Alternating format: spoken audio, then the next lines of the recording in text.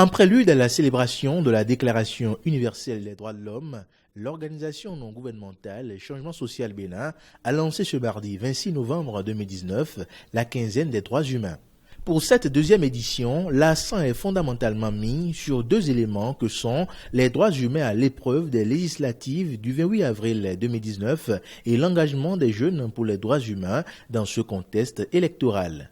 Ralmeg Gandaro, président du conseil d'administration de l'ONG Changement social Bénin, revient sur le rôle majeur des jeunes dans la parution du rapport présenté à l'occasion. Le monde ne sera pas détruit par ceux qui font le mal, mais ceux qui regardent sans rien faire,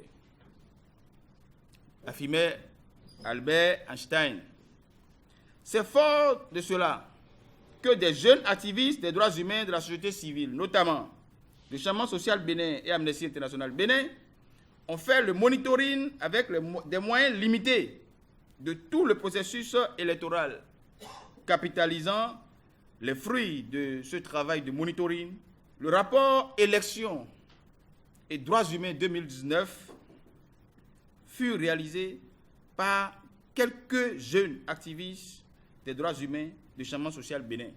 C'est ici le lieu de reconnaître et célébrer le travail de la jeunesse au profit de la défense des droits humains au Bénin. Cette reconnaissance et cette célébration viennent à point nommé, car en parfaite harmonie avec le thème des Nations Unies en 2019 de la célébration du 111e anniversaire de la DUDH, à savoir « Les jeunes défendent les droits de l'homme ». Ainsi, cette jeunesse mérite une adresse spéciale. Elle mérite d'être saluée pour son courage. Cette jeunesse doit être célébrée et encouragée pour tous ses efforts. Elle doit poursuivre sans relâche et consolider son engagement objectif au profit de la défense des droits fondamentaux. Après cette reconnaissance à l'endroit des collaborateurs de cette ONG de la société civile, la parole a été laissée à Fidèle Kikan, directeur de Amnesty International Bénin, pour présenter le rapport. Le titre de ce rapport est bien évocateur, surtout l'expression « à l'épreuve ». Moi, je suis très à l'aise quand je lis ce document parce que je pense qu'il sort un peu de la passion.